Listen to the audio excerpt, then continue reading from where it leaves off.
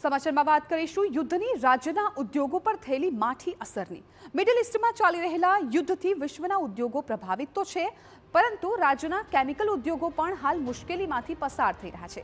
Chemical and ફાર્માસ્યુટિકલ્સનું hub ગણાતા ભરૂચના ઉદ્યોગો ઇતિહાસના સૌથી મોટા સંકટનો સામનો કરી રહ્યા છે। ખાસ કરીને દવાના ઉત્પાદનમાં વપરાતા સલ્ફર અને સલ્ફ્યુરિક એસિડના ભાવ યુદ્ધને પગલે આસમાને પહોંચ્યા।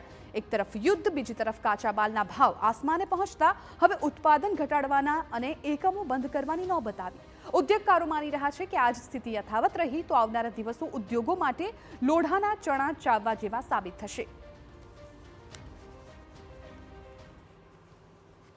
સલ્ફર બેઝિક રો મટીરિયલ જે બધી આવતા હોય આપણા ઇન્ડિયામાં, એ બધાનો અત્યારે ભાવ ખૂબ જ વધી ગયા છે અને સલ્ફર એ સલ્ફ્યુરિક એસિડનું એક બેઝિક રો મટીરિયલ છે।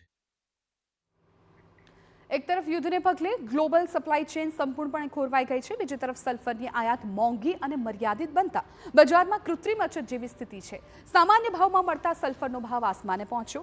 સલ્ફર એ કેમિકલ ઉદ્યોગની કરોડરજ્જુ સમાન મનાય છે। આ સ્થિતિની સૌથી મોટી અસર ડાયાબિટીસની દવાના ઉત્પાદન પર પડી હોવાનું ઉદ્યોગકારો માની રહ્યા છે।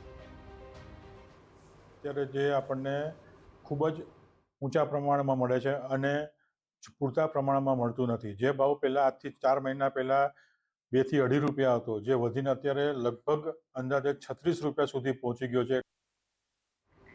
કાચા માલના ભાવોમાં અણધાર્યો ભડકો સ્થાનિક ઉદ્યોગકારોની કમર તોડી રહ્યો છે।